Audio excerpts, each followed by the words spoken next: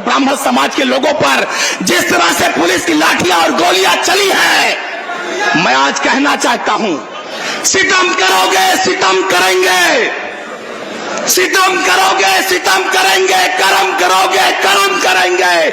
हम आदमी है तुम्हारे जैसे, जो तुम करोगे वो हम करेंगे। योगी जी आए थे अयोध्या और बोले 15 दिन में दूध का दूध पानी का पानी कर देंगे, 15 दिन में दूध का दूध और पानी का पानी कर देंगे। इनके संग के लोग, बीजेपी के लोग, भाजपा के लोग मलाई लेके फरार हो गए और मुख्यमंत्री जी दूध और पानी छोड़ रहे हैं। आप सोचिए ये सरकार ब्राह्मणों का कितना अपमान कर रही है। पूज्य शंकराचार्य को इलाहाबाद में स्नान करने से रोका गया और ब्राह्मण समाज के लोगों, जो तुम्हारे शरीर में सबसे महत्वपूर्ण है तुम्हारी शिखा, उस शिखा को पकड़कर ब्राह्मण बटकों को लातों से जूतों से मारा गया। क्या तुम्हारा खून नहीं खौला? इस अपमान का बदला कब लोगे कि तुम्हारे समाज के ब्राह्मणों की शिखा पकड़कर उनको मारा गया? ये हम आपसे कहना चाहते। अगर आज ब्राह्मण समाज के लोग यहाँ पर आए हो तो इस बात का संकल्प लेने के जाना कि जो शिखा पकड़कर लाठी पड़ी है, उस लाठी का बदला 27 में साइकिल का बटन दबाकर इनको गद्दी से उतार कर करेंगे। ये भाजपा के लोग कहते हैं समाजवादी पार्टी में ब्राह्मण कहाँ है। ये मीडिया के लोग मौजूद हैं, देखो कितनी लंबी कतार है। पवन पांडे से लेकर अभिषेक मिश्रा से लेकर संतोष पांडे से लेकर पूजा शुक्ला से लेकर आदरणीय माता प्रसाद पांडे से लेकर, इतनी बड़ी नाम पढ़ेंगे तो 1 घंटा लग जाएगा। और पूछते हैं ब्राह्मण कहाँ है। भारतीय जनता पार्टी में एक डिप्टी सीएम है, भारतीय जनता पार्टी में एक डिप्टी सीएम है। होमगार्ड भी उनकी नहीं सुनता, सिपाही दरोगा उनकी नहीं सुनता। बताओ सही है कि नहीं सही है? ऐसे डिप्टी सीएम होने से क्या फायदा? मैं केवल अखिलेश जी के साथ राज्य मंत्री था, हमारी डीजीपी भी सुनता था और प्रमुख सचिव भी सुनता था। आप सोचिए ये सरकार ब्राह्मणों का कितना अपमान कर रही है। पूज्य शंकराचार्य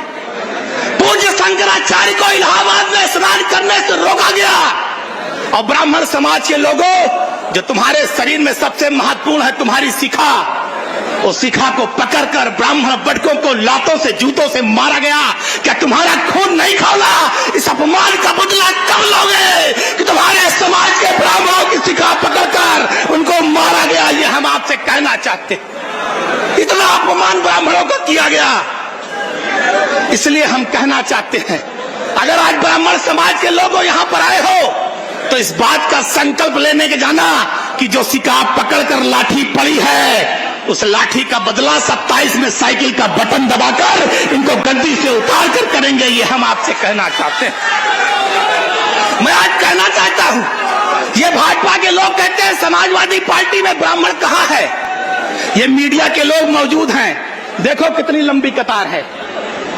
पवन पांडे से लेकर अभिषेक मिश्रा से लेकर संतोष पांडे से लेकर पूजा शुक्ला से लेकर आदरणीय माता प्रसाद पांडे से लेकर, इतनी बड़ी नाम पढ़ेंगे तो 1 घंटा लग जाएगा। और पूछते हैं ब्राह्मण कहाँ है। अरे भारतीय जनता पार्टी में एक डिप्टी सीएम है, भारतीय जनता पार्टी में एक डिप्टी सीएम है। होमगार्ड भी उनकी नहीं सुनता, सिपाही दरोगा उनकी नहीं सुनता। बताओ सही है कि नहीं सही है? ऐसे डिप्टी सीएम होने से क्या फायदा? मैं केवल अखिलेश जी के साथ राज्य मंत्री था, हमारी डीजीपी भी सुनता था और प्रमुख सचिव भी सुनता था। ये हम आपके बीच में कहना चाहते हैं। हमारे संस्कृत के अध्यापक 90% 99% ब्राह्मण हैं। संस्कृत विद्यालयों को मान्यता देने का काम हमारे नेता स्वर्गीय मुलायम सिंह यादव जी और अखिलेश जी ने किया। जो हमारे संस्कृत के अध्यापक 10,000 20,000 पाते थे, उनके खाते में अगर आज 1 लाख तनख्वाह रही है तो वो भी समाजवादी पार्टी और अखिलेश यादव जी की देन है, किसी और की देन नहीं है। हम साथियों आपसे एक बात और कहना चाहते हैं, ये जो भारतीय जनता पार्टी के लोग हैं, इन्होंने हमको जुल्म और अत्याचार करना सिखा दिया। हमारे कार्यकर्ताओं पर, पीडीए समाज के लोगों पर, ब्राह्मण समाज के लोगों पर जिस तरह से पुलिस की लाठियां और गोलियां चली है, मैं आज कहना चाहता हूं, सितम करोगे सितम करेंगे, सितम करोगे सितम करेंगे, कर्म करोगे कर्म करेंगे। हम आदमी है तुम्हारे जैसे, जो तुम करोगे वो हम करेंगे। 27 में सरकार बनने दीजिए, एक एक चीज का हिसाब होगा, एक एक गोली और लाठी का हिसाब होगा, एक एक चोटी और शिखा का हिसाब होगा। ब्राह्मण समाज के लोगों, ये हम आपके बीच में कहना चाहते हैं। मैं एक बात और कह के अपनी बात समाप्त करूंगा और धन्यवाद दूंगा लाखों लोगों, करोड़ों के जननायक अखिलेश यादव जी को। दिन भर राम राम राम राम राम राम राम राम राम राम राम राम राम राम राम राम, शाम को चढ़ावा पार चढ़ावा पार चढ़ावा पार चढ़ावा पार चढ़ावा पार चढ़ावा पार, दिन भर किया राम राम और शाम को राम मंदिर से चढ़ावा पार। ऐसे चोरों को भी उत्तर प्रदेश की कुर्सी से हटाने की जिम्मेदारी आपकी है, ये हम कहना चाहते हैं। और धन्यवाद दूंगा अपने नेता अखिलेश यादव जी को।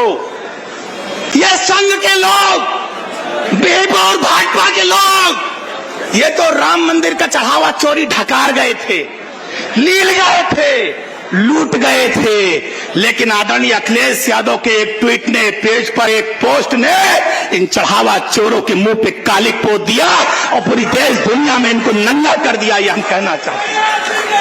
आज सदन में हमारी नेता, आज लोकसभा में हमारी, शांत रहो, आज लोकसभा में हमारी नेता डिंपल यादव जी दान पात्र लेकर बैठी हैं, धर्मेंद्र यादव जी बैठे हैं, हमारे सारे सांसद बैठे हैं, विधानसभा में भी माता प्रसाद पांडे जी बैठे थे। हम सांकेतिक प्रदर्शन कर रहे हैं चढ़ावा चोरों के खिलाफ। आप सोचिए, ये ट्रस्ट के लोगों ने अयोध्या में 1-1 करोड़ की जमीन को 20-20 करोड़ में लिया। नजूल की जमीन जो कभी खरीदी नहीं जा सकती, उसको लूटा। आप जान लेना, जितने आप लोग आए हो, आप सबका चढ़ावा ये संघ, बीजेपी और भाजपा के लोग लूट कर ले गए। कोई नागपुर ले गया, कोई दिल्ली ले गया, कोई बंबई ले गया। अगर अपने राम जी का आप सम्मान चाहते हो, अगर प्रभु श्री राम की मर्यादा वापस लाना चाहते हो, तो आज संकल्प लेकर जाओ कि 2027 में चढ़ावा चोरों को यूपी से बाहर करने का काम हम सारे सनातनी करेंगे, ये हम कहना चाहते हैं। मैं एक लाइन कहकर अपनी बात खत्म करूंगा, मैं एक लाइन और कह के अपनी बात खत्म करूंगा। योगी जी आए थे अयोध्या और बोले 15 दिन में दूध का दूध, पानी का पानी कर देंगे। 15 दिन में दूध का दूध और पानी का पानी कर देंगे। इनके संघ के लोग, बीजेपी के लोग, भाजपा के लोग मलाई लेके फरार हो गए और मुख्यमंत्री जी दूध और पानी ढूंढ रहे हैं। साथियों, एक बात और, चूंकि हमारे मीडिया के साथी यहां मौजूद है, इसलिए कहना चाहता हूं, जो नृपेंद्र मिश्रा जी हैं, मंदिर निर्माण समिति के अध्यक्ष हैं नृपेंद्र मिश्रा। नृपेंद्र मिश्रा ने बयान दिया कि श्रद्धेय मुलायम सिंह यादव जी ने अयोध्या में कोई गोली नहीं चलवाई थी, गोली चलवाया था मजिस्ट्रेट ने। इसीलिए, क्योंकि नेताजी का काम अच्छा था, इसीलिए भारत सरकार ने उनको पद्म विभूषण देकर सम्मानित किया है। ये आप सारे लोगों को समझना होगा। साथियों, हम आपसे कहना चाहते हैं, मैं आप लोगों से एक बात कहकर अपनी बात को खत्म करूंगा। गोपाल दास नीरज की वो लाइनें, क्योंकि आदरणीय उदय प्रताप सिंह जी बैठे हैं, इसलिए मैं वो लाइनें पढ़ना चाहता हूं। यहां जितना नौजवान आया है, अभी उसने नरेंद्र मोदी की सरकार को दिल्ली में झुकाया है, अभी जनजी ने दिल्ली में नरेंद्र मोदी को झुकाया है, और हमारा यही नौजवान 27 में अखिलेश जी के नेतृत्व में योगी आदित्यनाथ को भी झुकाने और हटाने का काम करेगा। यह